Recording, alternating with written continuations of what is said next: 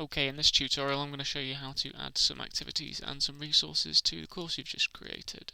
So, back to courses,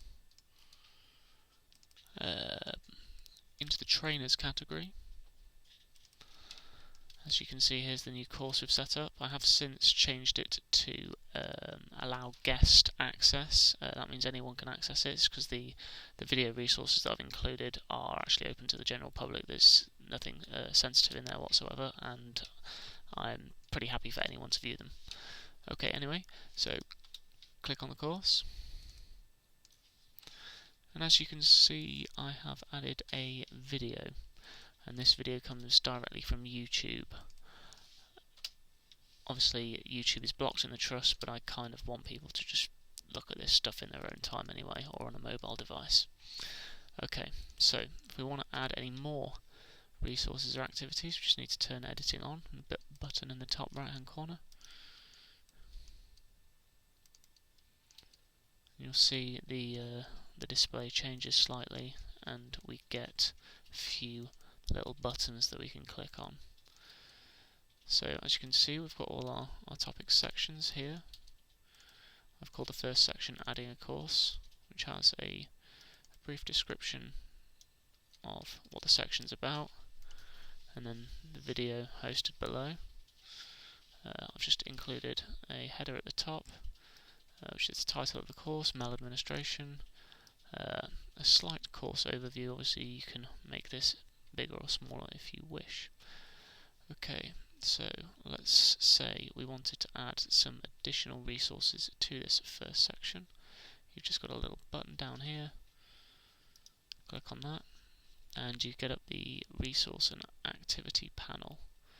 So from here you can choose any one of these number of activities. So for instance, assignment. If you click on assignment, it will give you a brief overview of what the assignment activity is all about and how you might want to integrate it within a piece of teaching.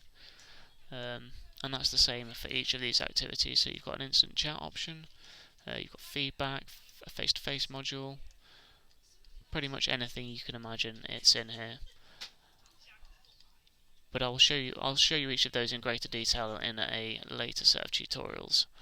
But on this occasion we'll just add a resource, and let's say for instance we just want to add a file. So highlight file, click add.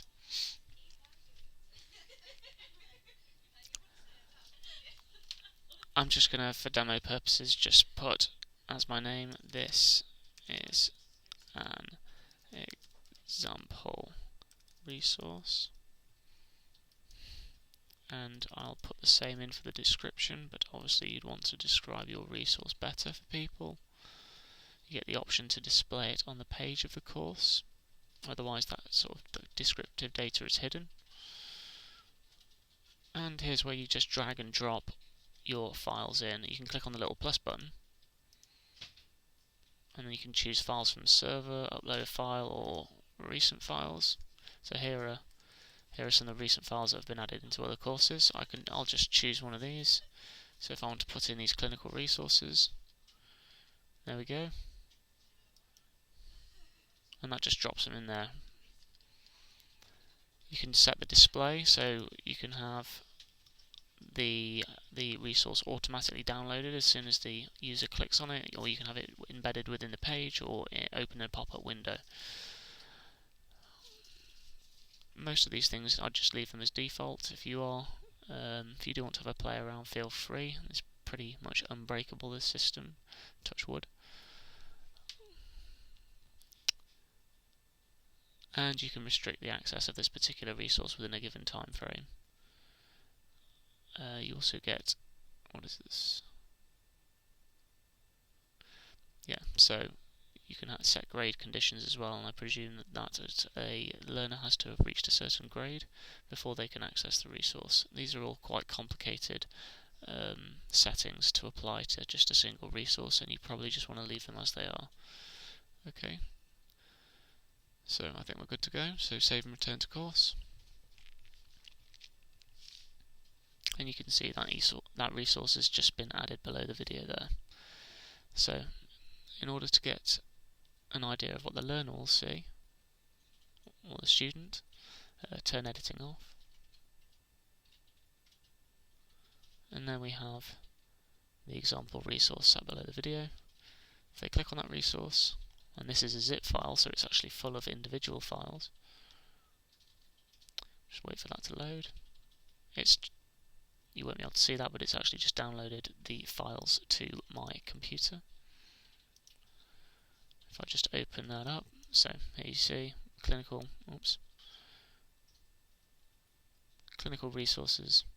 That was the folder that just downloaded straight to my computer, and this is a list of policies and guidelines that were added to a obstetrics and gynecology course about a week ago. Okay.